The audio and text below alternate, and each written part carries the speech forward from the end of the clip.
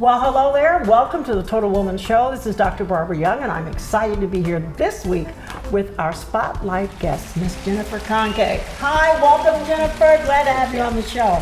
And with me are my two co-hosts, Dr. Carol Soloway, medical examiner, chiropractor day, and by night she is an author. Happy to have you on the show. You're always welcome to be with me and my great co-host over here, Miss Caitlin Chen, who also has her own television show on the network, Millennial Money Minute. And so I'm happy to have you on the show too. Thank you so much for being a co-host today. All right. Well, you know what? We're off and rocking because, you know, one of the things today we're going to talk about, women in leadership. We know that even today in 2019, we are still not in parity as it relates to women in leadership roles.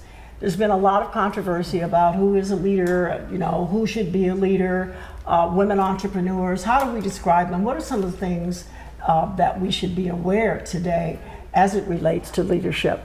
And so you ladies have all experienced and been in leadership. Now, one of the things I want to say too is that we've explained to people, and you have too in your career, that leadership begins where? With you. With you, yeah. You are the president, CEO of your own corporation. But oftentimes people mistake leadership, women in particular, that I have to be a business owner or I have to be head of this organization. You're head of a very large women's organization. Well, I'm only Orange County chapter. But I was going to refine that. But it's a large women's organization and you're the head of a chapter of that women's organization. You've been head of an organization that you've been involved in leadership role. Now, the reason why I'm mentioning that before we get to the point that I want you to share your background is that you can be a leader if it's the leader in your family and you do the potlucks every year. That's leadership. So I think oftentimes we mistake, I guess, this mystique about what is leadership. So today, Jennifer, I know you have a company called LeadHERship, and it's LEAD capital HERSHIP. So we want to know, who is Jennifer, and tell us a little bit about your journey. Sure. So I actually came from a leadership background in corporate America. Okay. So I started off when I was about 19, and I spent some time at about 22 years. During that time, I struggled in a male-dominated industry, and I learned some things. And I learned that leadership is actually about influence and our ability to influence others. So for me, when you ask what is leadership, I say it's ability to influence. You can influence performance, sales, you can influence change. It's all about influence and how you impact others. So where did you grow up? I actually grew up in Long Beach. Well, I started in Sacramento, then I ended up in Long Beach, the Long Beach area. Okay. Yep, so I had a little bit of time up in Sacramento, so I did some Northern California, and then I did Southern California. I spent a lot of my time in the South Bay area, and then I actually ended up in Quartz Hill, going to Quartz Hill High School, so out in the desert in the boonies. And then I ended up going to Arizona, so a little bit of the West Coast. Okay. Yeah. So So did you get your start in corporate, you know, in corporations? I did. I started off when I was 19. I got offered this opportunity to be a supervisor at a manufacturing plant that manufactured airbags. It was back in the early 90s. I was 19 years old. There was a lot of male-dominated workforce there. And so coming in as a 19-year-old, Wow. they were like, well, I don't want to listen to you, little girl. What are you doing here? And I thought, well, I don't know.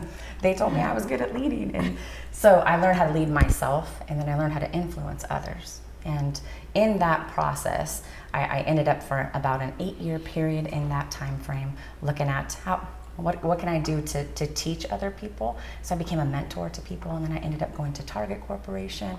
I worked at Home Depot, and I did a lot of things. And then in 2015, I decided to just take the leap and start my own business. So, Wow.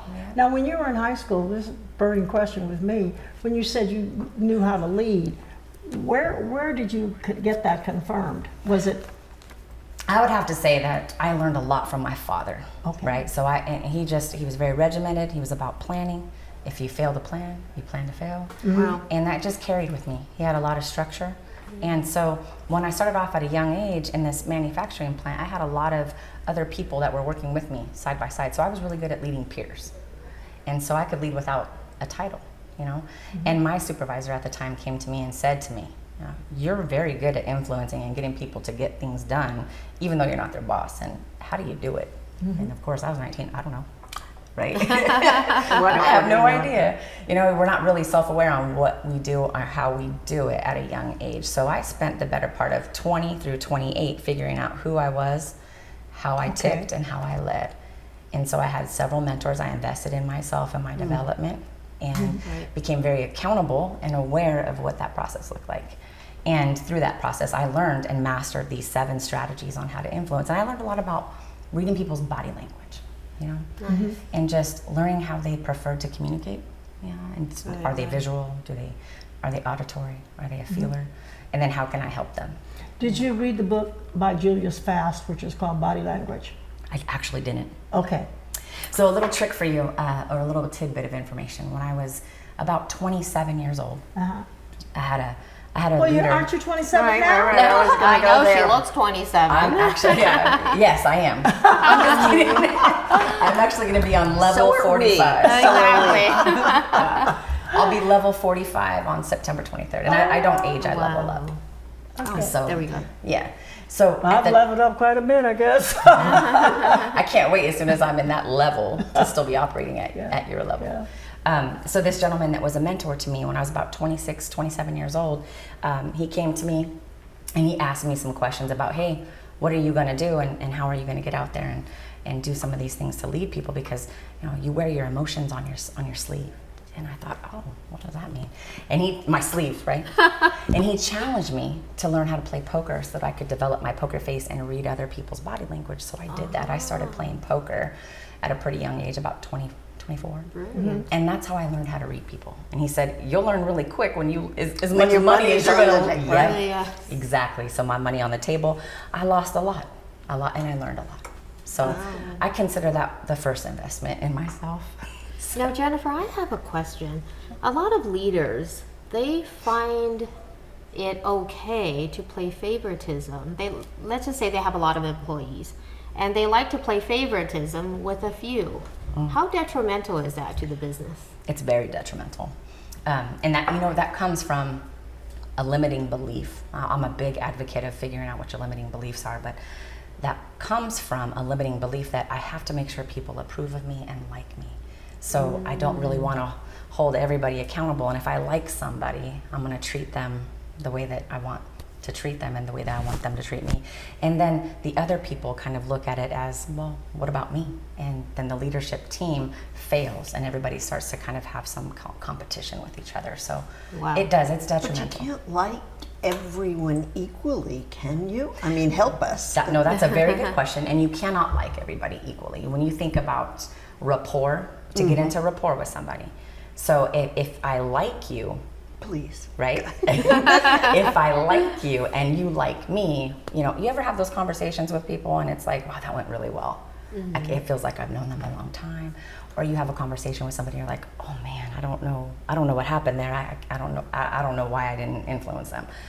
The thing is that when you establish rapport, you get into that, it's a process of responsiveness. So you don't have to like each other, but you do need to get into a process of responsiveness. So, and that's the thing that leaders need to understand. Right. So, Great point. yeah. So we don't have to necessarily like the person, but we have to have a rapport. Okay. Definitely get into rapport. And there's a lot of different ways that you can do that. Body language That was is one my of question. them. Body language is one of them. So some people don't realize that communication is 7% of the words that you say. It's 38% the tone you use, but 55% is body language.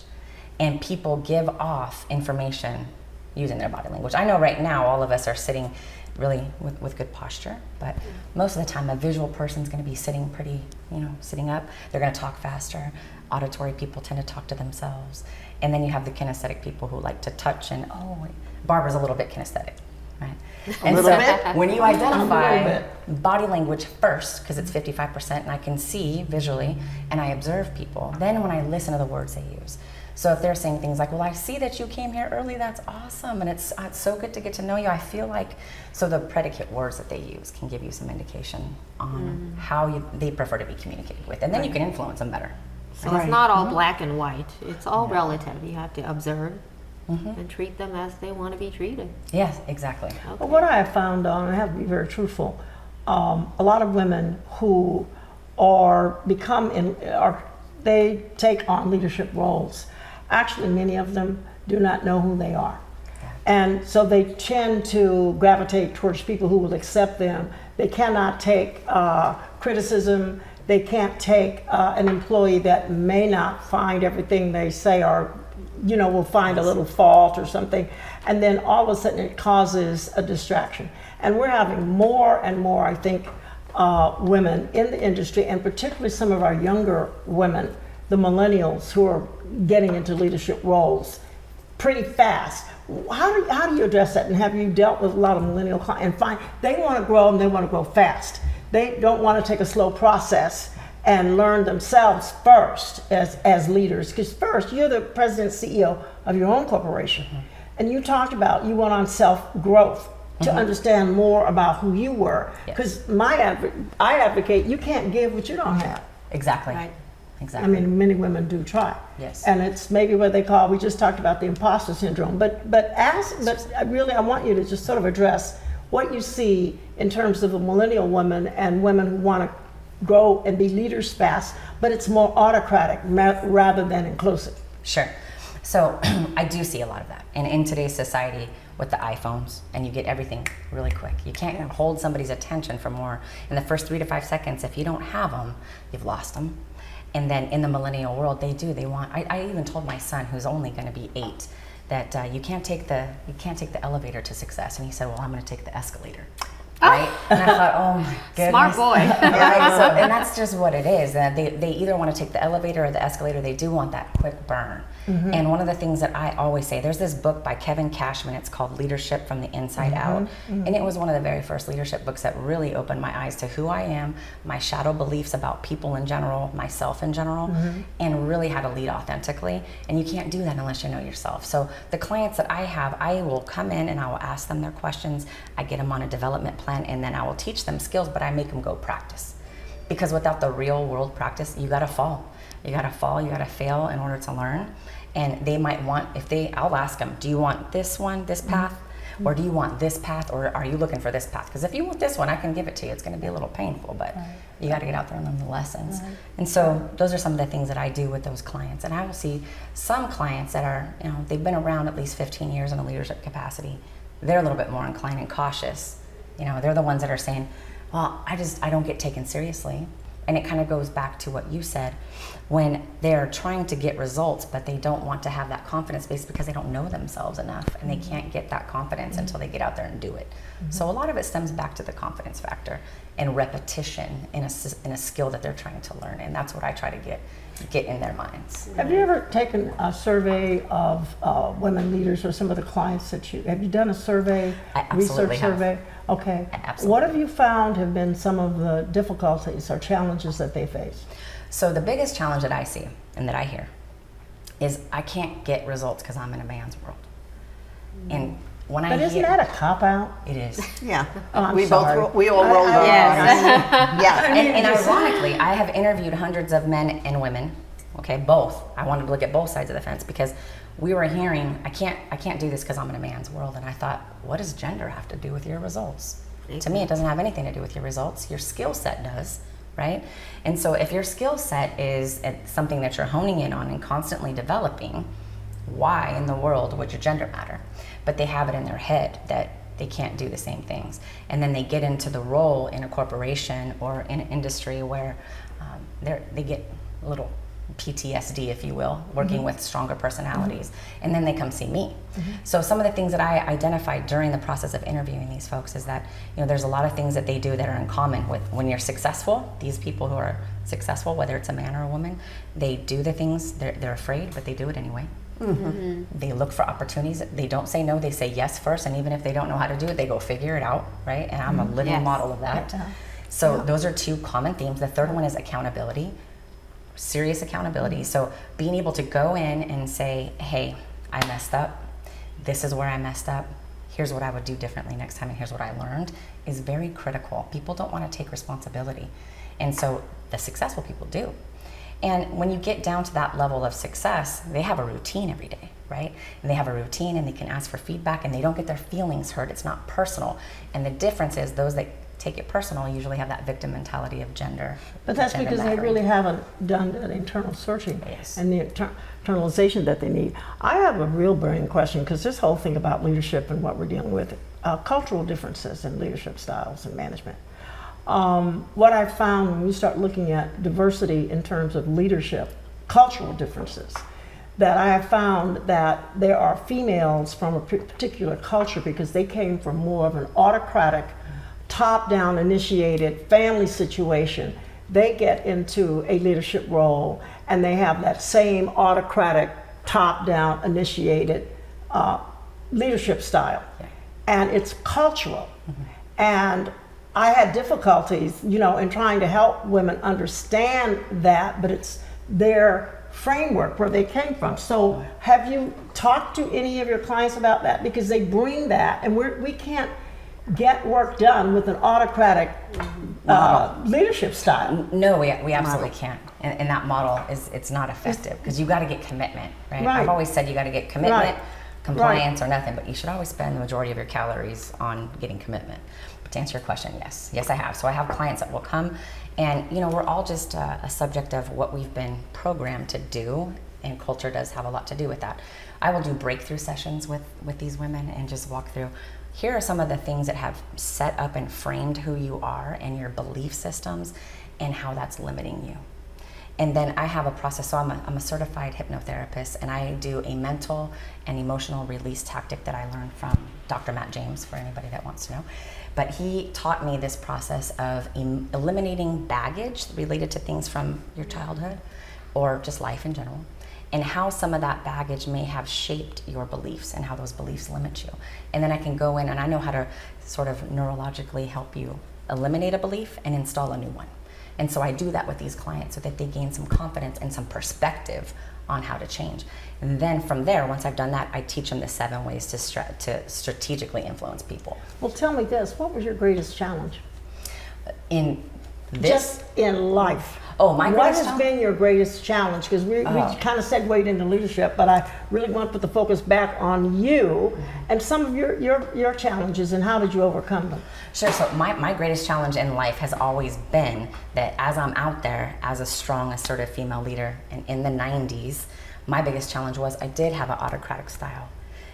I Okay. suspect I did have that style, right? Yeah, yeah. And so I had gentlemen that came up to me, and they were 45 at the time, so they're my age now. And I thought, oh, they have so much knowledge.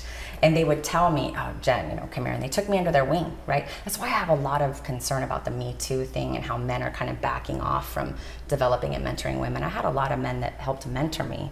And if we don't have that diversity in thought, I'm a little concerned. But my biggest challenge was being that assertive, autocratic style and having to transform that into something more effective, which is why I learned the 7 strategies to influence. Did you find it difficult working with your superiors or those beneath you?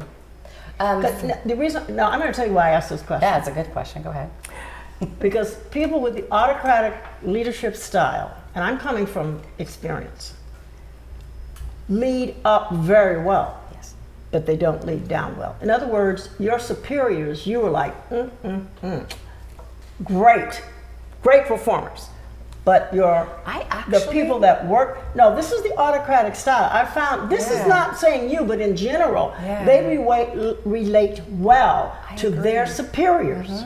But they do not to the people that report to them. Because I've observed the same thing. they're used to looking Jesus. up and getting the praise from there. Yes. And don't really know how to work with is that, It's you're absolutely- the expert. It is so. absolutely true, and that is what I struggled with. Is because in the beginning I had a very strong relationship with my boss, but I was seeking validation. I wanted the atta I want to girl. please. I wanted the atta girl. Right, Give her right. validation. I'm doing good, Yeah, right? yeah. And a lot of that does stem from upbringing and what Yes, validation you were yes, looking for, yes. right? And so that was the hardest part, was transitioning that to how do I now influence others while still managing up in an effective way, but how do I be a voice for my own people Or bring them and bring them with- along? with- And one of the greatest things that I learned is that it is so much easier to manage exclusion than it is to manage inclusion. And that was what I spent the majority of my 20s learning, is how to bring other people along. I had a mentor that taught me, you got to be responsible for your wake. And when you think about a boat just kind of flying through the lake and their wake coming up and the aftermath that it leaves behind, I would just come through and say, I really need you to do this. Can you go do this? Okay, thank you. I need it done by this time. And they're like, well, how about good morning? So that was a big transition for me. That was a big challenge for me. Absolutely. That's why I learned what I learned and how I had that breakthrough. Or hearing about their weekend. I mean, I'm running a practice here and I'm sitting and listening to their weekend. But you have to, because that's their life. That's who they are. Right. And you have to validate and value them. And it's like, oh my goodness, it's like 15 minutes and I'm listening to their weekend. But that's so important. But that's a part of life, and that's a part of Absolutely. Because I was in academia for so many years, and rather than the corporate world, it's building consensus and having the open door policy and being able to relate to your peers and those who work with you. And so I learned some very valuable lessons, but I've always been inclusive anyway. So the thing for me was, what I found is when you roll your sleeves up and you work with them as hard as they do, they will respect you because they know you're not sitting in this high office. Right. And then, we had mailings to get out sometimes, and these were the days where you really had, do and lick My kids whatever. licked those stamps, and I would for get out hours. there with my staff, and we would get that mailing out, and they were surprised because no one had ever done that in my leadership role at the time. So it is important, but I learned lessons, just intuitively. Right, just lead by example. Right. I think Yep. it'll make your employees work harder. So your experiences, Caitlin, because you've been a leader for quite a while in a financial institution. Yes, I was a branch manager. So share a little bit too. I mean, about what has it been for you with leadership experiences? I think, I really enjoyed it, my time as a leader, and I did lead by example. I would never have somebody else do something that I wouldn't do myself. And I think I wanted to ask you, Jennifer, in regards to hiring. One of the biggest things, sometimes I would make a mistake in hiring someone that didn't really fit the job. Yeah. And most of the time I did okay. I would say 20% of the time I made mistakes. Now here's where you come in. You're the expert. What is the most important thing to look for? Give me top 3 things to look for when hiring. I think that when you're doing an assessment, first of all, performance comes down to skill or will, right? So Oh, that's good. do they have the skill to do it? And more importantly, do they have the will to do it? Yep. And so when you're managing through performance or in an interview process, I always like to ask behavior-based questions and say, hey, tell me about a time when you had to redirect the focus of a team. And then I listen to what they say. And if they're saying things like, oh, I did this, I did that, and they're not really talking about the we or how they led, then that's a red flag for me. And then I think, oh, they're the 19 to 25-year-old Jen. And we don't want that. I want to figure out how can I bring some value. And so when I ask those questions and I listen to those words, I'm listening for they manage inclusion. They bring others along. They have the skill sets to lead. They have the skill sets to manage. And they have the will. So one of the questions that I'll ask is, what makes you jump out of bed in the morning? And what makes you hit snooze? And when I hear the things that they say when they want to hit snooze, then I know, well, how long will they have the will and how long will they be motivated? Are they motivated by the carrot or the stick? And then that gives me some idea. So in hiring them, I try to stick with behavior-based questions. 3 things I'm looking for is, are they kind, like in their approach and their tone? Do they know how to speak to people? Do they know how to influence? And then do they have the skill sets that they're saying they have on their resume? Right. Because I can ask questions to find out if they do. And then are they going to have the will to come in and make a difference? Right? I'm laughing about I love something. When you said you have to do what, don't expect anyone to do what you wouldn't do as a leader. One of the woman in my office used to say that you and I are like Lucy and Ethel in the chocolate factory, because we were both running with the patients and working, and you do it and you do it. So that's real teamwork that is so important. And it's fun. Right. And I think that increased her will. Yes. Because she definitely had the skill, but increased her will when she sees that you're you're rolling up your sleeves, as you said, and doing the same thing. And that was like, I'll never forget that comment, Lucy and Ethel in the chocolate factory. Yep, love let's it. go. One of my biggest tactics that I try to teach and influence is involvement. That's Right? where I'm going. It's involvement. So if you have a big change that you're trying to drive and you go to the team and you say, here's all the rational reasons and the rational persuasion on why, here's why I think you'll be good at it, and what do you think? As soon as you ask somebody, what do you think? They get involved. And then you get them, you validate Well, it tell and me, move it what do you think about this? We have got to close this show. Wow, that Can you went so believe fast. Can you believe we're out of I don't have the will for closing. No, But she has the skill. I know. She's going to close But anyway. I tell you, this has Good. been so exciting. So will you come back I absolutely will. next week so we can do part 2? Sure. Because I haven't even got to the 7 steps of influencing people. I want to get to the 7 steps. Boy, but this has really been, I think, very informative. We've talked about leadership from various aspects of it, and really, really want to thank you for tuning in today to our show with Jennifer Conkey. And I hope I'm pronouncing your You last are. name right. Yeah. Jennifer Conkey! Yay! Let's give it up for Jennifer. Yay. Thank you so Thank you very much. Boy, you have a lot to share. We're going to talk about these tattoos. Oh, by the way, before I close the show, she was a tattoo model. Wow. And it's all here. The story. And she said she got it for free. I'm going to find out. Inquiring minds want to know. So stay tuned for next week because we want to find out. Okay, and thank you so much for listening to the Total Woman Show. This is Dr. Barbara Young, and I'm signing off until next week with another episode with Jennifer Conkey. So thank you, and my co-host, Thank Carol, you. and Dr. Carol, and Caitlin. I'm not a co-host. Yeah, and my guest, Yeah.